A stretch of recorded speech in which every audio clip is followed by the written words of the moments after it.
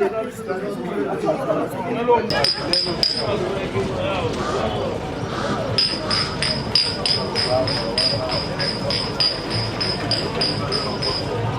mboka peuple nyonso bayebi ete mikolo ya lelo efali ambiance ezala awa mpona mayematali pene ya mokili eloko nini yango peuple congolais eko retenir na mikolo ya lelo biso bamouvement citoyen ndenge limovu toyaki koakompanye ndeko na biso kosilukindicioyo akufaki oyo ezalaki mwa moko tragique profoto ya solo eza ndeko kabila na bandeko na ye na babandi na ye nde babomaki ye alors ke ndeko na biso abandaki komanifeste pacifiquement. Alors tomoni ete procès oyo ekoti politique makasi.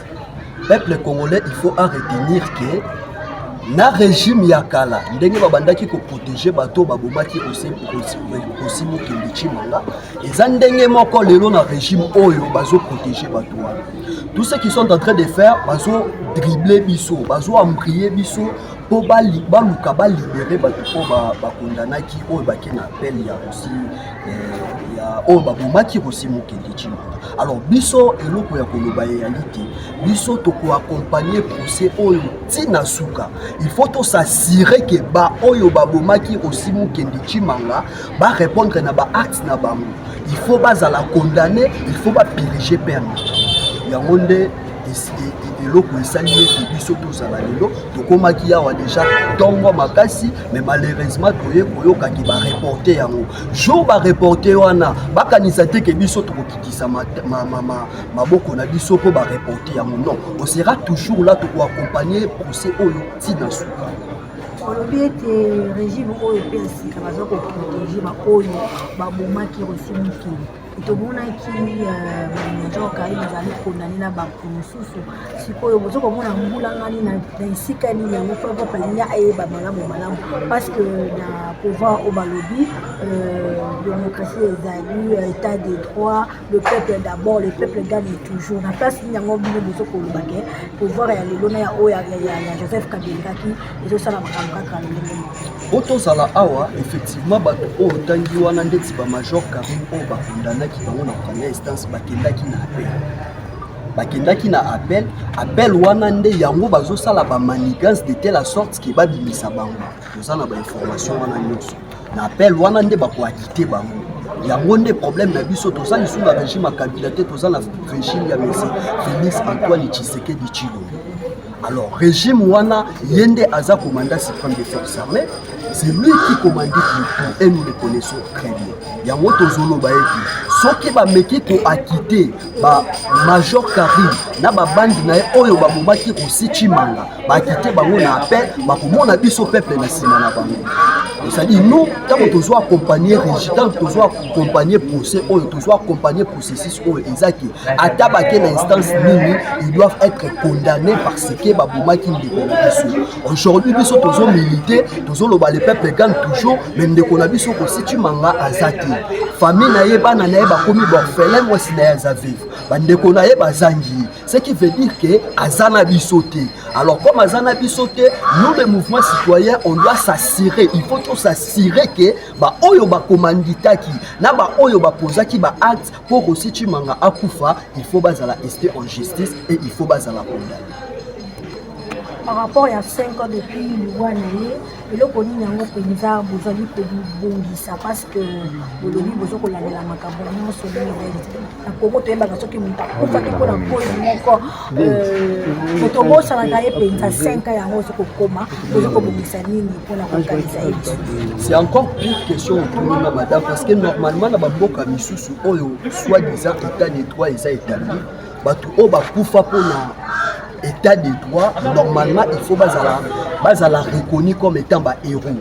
Mais malheureusement, après beaucoup de plaidoyers, avec beaucoup de pressions que nous avons fait au régime, jusque-là, rien, absolument rien ne fait. Biso peut te côté, tika yango te tokokomemore bandeko na biso yango mokolo ya samedi oyo awa na paroisse oyo Saint-Benoît organiser messe. Donc continuera te kaka organiser messe, mais il faut tout ça de telle sorte que même batu oyo bakoya na sima na biso, baleki na biso, bana na biso, bakoko na biso, to cristalliser mémoire ya Rossi Chimanga. Baye te zalaki na jeune moko voyant akufaki po na démocratie na mboka oyo. Il faut tout ça la yango nde procédure na biso et puis yango nde combat na biso de chaque jour. D'accord, maître, s'il vous plaît, aujourd'hui il était prévu une audience en rapport avec le procès Rossi Mukendi. Apparemment c'est reporté. Est-ce que nous pouvons savoir les raisons de ce report? Bon, on venait d'appeler au fait la greffière de la haute cour militaire qui, contre toute attente et de manière désagréable, nous apprend que le ministère public n'a pas pu se déplacer des suites de la pluie diluvienne qui a eu lieu hier dans la ville-province de Kinshasa. Comme vous le connaissez, la route menant vers Matadi-Kibala, de ce côté-là, est divisée en deux. Donc le ministère public n'a pas pu effectuer son déplacement pour rejoindre les autres membres de la composition qui étaient déjà dans leur bureau au niveau du palais de la justice. Ok, maintenant au niveau du collectif Rossi Mukendi, que comptez-vous faire et qu'est-ce que vous attendez de la justice en rapport avec le procès de votre client? Les activistes ici présents n'entendent rien d'autre de l'État congolais que la justice en mémoire de tous les activistes. Rossi n'est qu'un exemple parmi tant d'autres activistes tombés pour l'alternance dans notre pays. Et donc, comme vous nous voyez réunis comme un seul homme, nous sommes venus justement et simplement demander à l'État congolais de rendre justice en mémoire de toutes les victimes sans exception. Si Rossi c'est un cas, Luc, Thérèse et consorts sont aussi des cas. Ce ne sont pas des cas isolés, mais ce sont des cas aussi à prendre en considération. Nous allons encore une fois de plus revenir sur ces terrains pour réclamer la justice en mémoire des nôtres qui nous ont laissés dans des situations ou circonstances que d'aucuns ignorent. De la manière dont se déroule ce dossier Rossi Mukendi, est-ce qu'il y a quelque chose que vous décriez en rapport avec la justice? Est-ce qu'il y a une certaine impartialité ou la justice est partiale? Non, nous sommes dans un état de droit. La justice est censée être impartiale et elle l'est jusque-là par rapport au dossier de Rossi Mukendi Chimanga. Ça c'est de un. Et de deux, tout ce que nous déplorons à la justice, c'est la lenteur. Vous savez, un procès pénal est régi par le principe de la célérité. Aux États-Unis, le cas de George Floyd, il lui fallut simplement 24 heures pour que le meurtrier soit connu. Mais pour le cas de Rossi, Luc, Obadi et consorts, il nous faut aujourd'hui, ça totalise 5 ans pour que la justice soit rendue en mémoire des victimes qui ont payé de leur vie, non pas pour leurs enfants, mais pour l'alternance. Pour ceux qui en jouissent, pour ceux qui en bénéficient.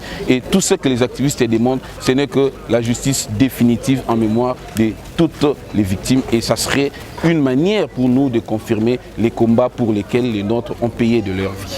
Est-ce que vous avez une idée par rapport à la date du prochain procès? Sûrement, ça sera le jeudi prochain. En attendant les nouvelles notifications, donc nous prenons rendez-vous pour le jeudi prochain à la même heure, au même endroit.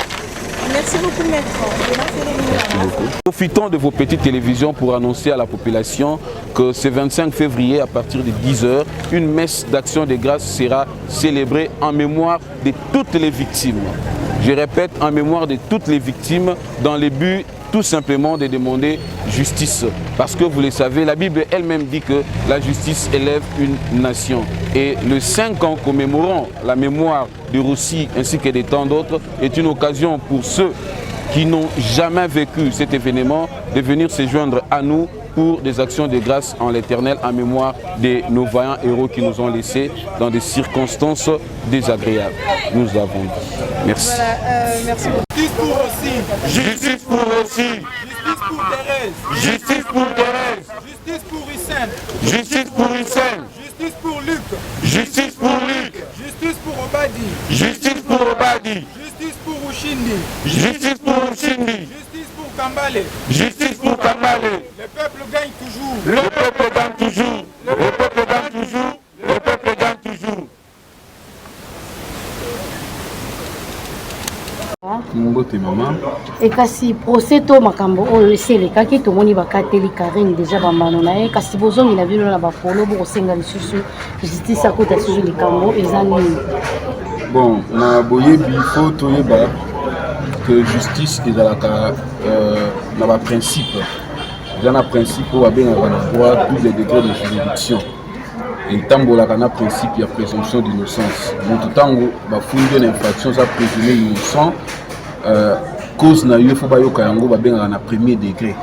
Premier degré ba osambisa yo kolandisa mapete ozanango.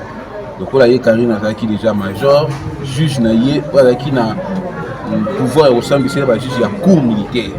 Et na premier degré de mona qui va condamner qui bango na ba mususu wana pourquoi ya sepela quitté na itungu wana mona qui ngi justice ça lui sala mabende ba kinda qui na deuxième degré ba benga appel ici ka toza sikoya na haute cour militaire asengi appel peut-être juge ba yo ki na mawa ba ki moi mbano na muke parce que mbano na eza ki mi balé ba condamner qui na peine à perpétuité pour na meurtre 10 ans pour la violation des consignes puis na kati kaka ya arena ba que ba bengani na la police attention ya ko sala 10 ans sili azonga ka na la police donc personne non grata ba bengana ki et puis kaka na même arena ba ki akosala 10 ans na boloko ata grâce présidentielle et kopesa melaité yango amona ki yango ezaki donc suka mokili yango asenga akendaki na ba avocat na en appel nde sika toza lelo yango biso pe tolobi toko kotika été parce que au moni mboka na biso ba surprise parfois ça kebele to bagi to kolanda pe tina suka parce que ba oya biso ba kufa pe ba ke libela donc mbano na pe photo langa yango tie koma na suka wala sika to kasi boko senga nini na ba simbi penza dossier wana pona balande na penza mobeko ndenge nini ezo senga boko senga na gouvernement pe pina entente le botseke ya yebi combat ya Russie président de la République a yebi ga combat Russie te a yebi pe combat lui ayebi pe combat ya ba Hussein ayebi combat ya ba Kapangala ba jeune nyonso po ndenge to telemia wa toza baninga ya bitumba Russie ekoya kozala pe ndeko na gauche na ngai ndeko na droite na ngai donga to sala même eloko bosenga oto kosenga pa président to na ba juge eza kozana miso na bango liwa makambo parce que au moni na États-Unis ndeko George Floyd akufa procès sala 24 heures lelo na lobi ba yebi ba bango pe bakangi bango makambo sila mais ya biso awa esali lelo to kende samedi ya messe to sala 5 ans to na sima procès oyo vidéo zo ba clair que moto akufi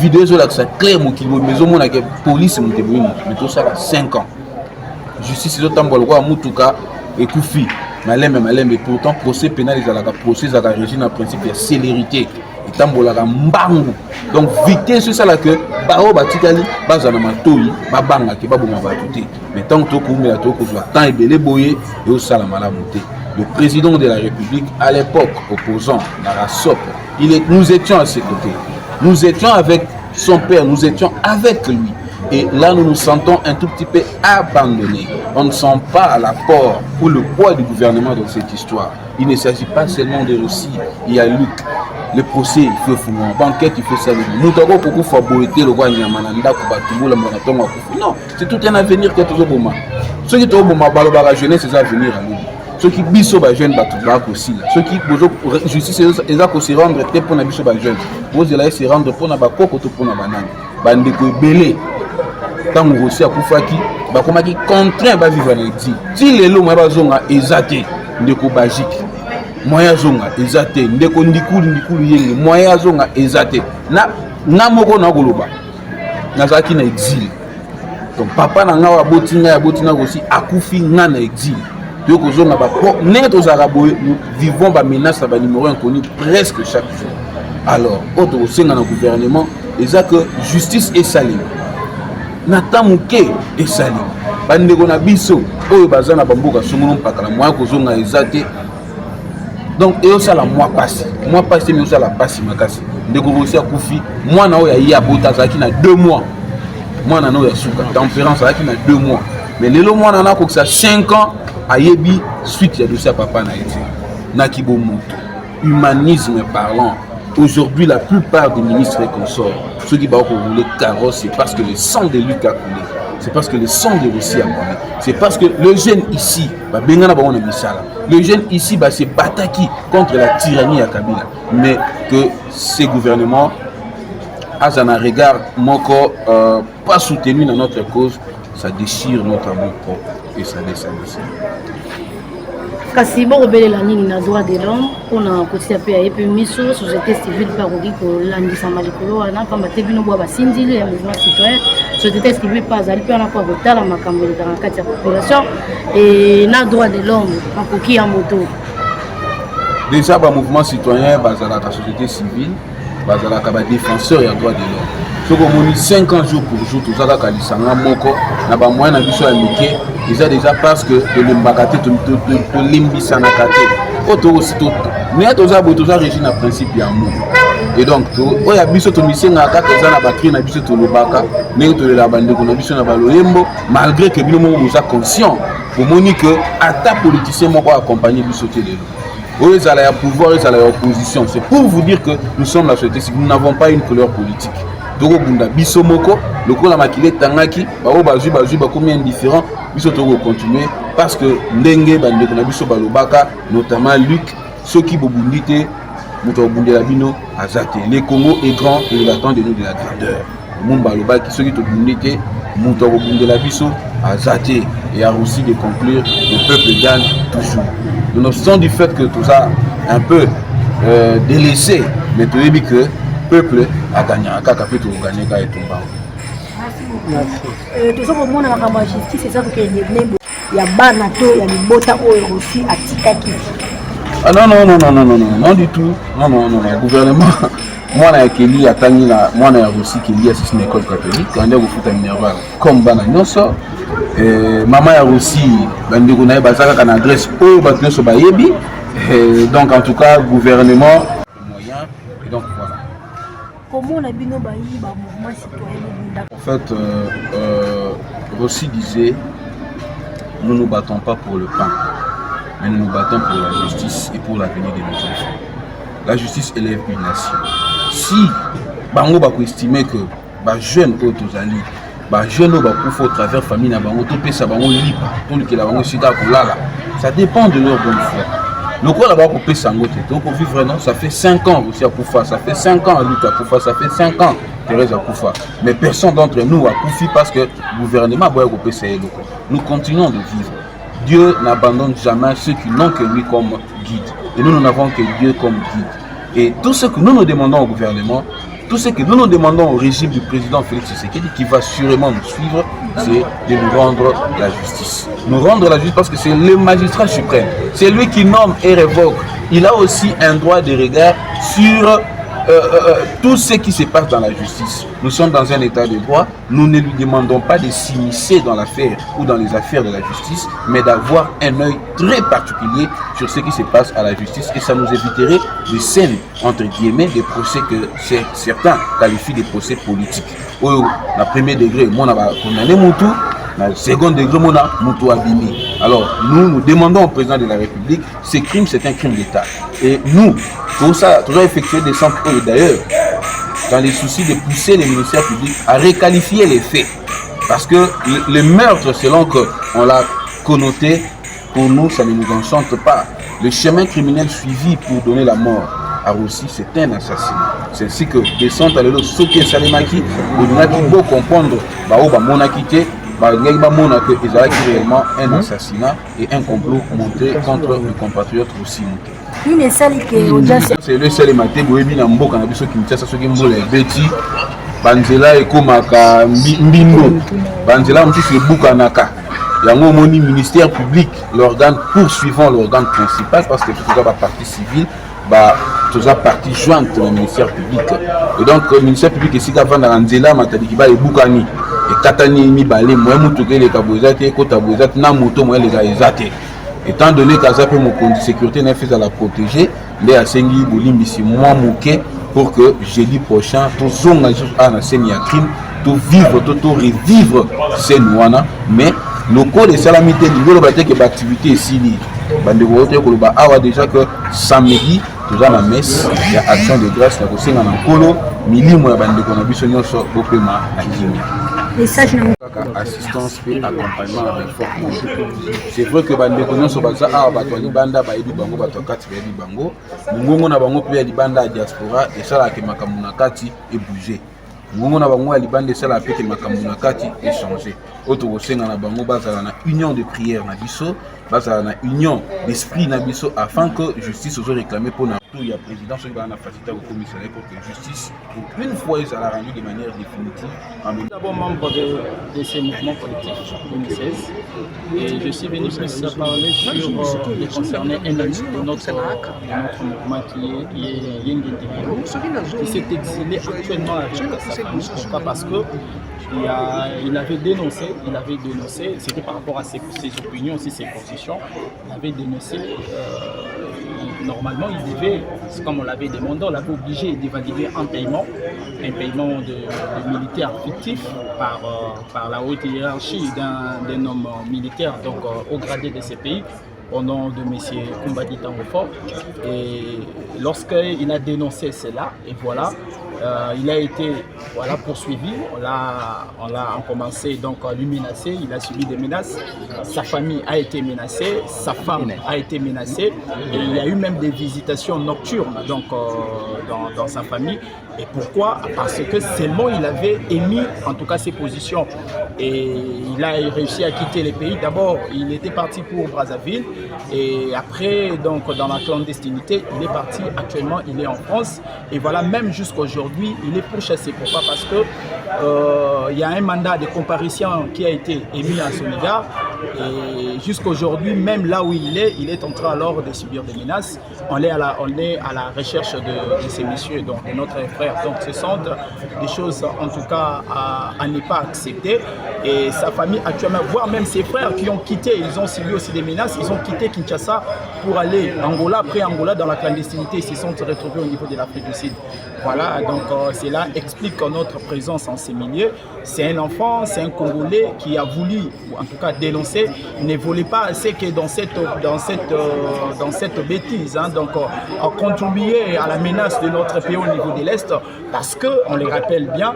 Pourquoi? Parce qu'on avait obligé de valider un paiement, hein, c'était parce qu'il a travaillé au sein de l'Orange et donc on l'avait obligé, voilà, de valider un paiement des militaires fictifs.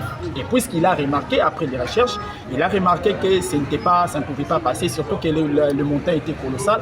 Et voilà, lorsqu'il a dénoncé, et voilà, le monsieur est pourchassé. Pourquoi? Parce qu'il a réussi alors à dénoncer. C'est ça ce que moi, j'ai voulu dire par rapport à notre ami, membre de ces mouvements collectifs. Excusez, 2016. Par rapport à cela, vous demandez quoi aux autorités du pays? Aux autorités du pays de vouloir un peu regarder la situation. En tout cas, c'est un frère congolais. On est démocrate. On nous parle de la démocratie dans ces pays. Donc, si quelqu'un réussit à émettre un avis, ses opinions, en tout cas, il doit être sécurisé. Et dans ces contextes, la façon dont les choses se sont passées, c'est seulement parce que il a voulu émettre un avis, il a voulu aussi contribuer par rapport à la sécurité de son pays. Pourquoi? Parce que vous savez, faire sortir un montant colossal pour des militaires fictifs, donc ça allait mettre des gens en danger, la partie est de notre pays. Et voilà, il a réussi à dénoncer et les pays doit, en tout cas ce que je demande de ce côté-là, doit laisser en tout cas la jeunesse s'exprimer et surtout que nous sommes dans la démocratie. C'est ça. Merci. Justice pour aussi. Justice pour aussi. Justice pour Thérèse. Justice pour Thérèse. Justice pour Hissène. Justice pour Hissène. Justice pour Luc. Justice pour Luc. Justice pour Obadi. Justice pour Obadi. Justice pour Ushindi. Justice pour Ushindi. Justice pour Kambale. Justice pour Kambale. Le peuple gagne toujours. Le peuple gagne toujours. Le peuple gagne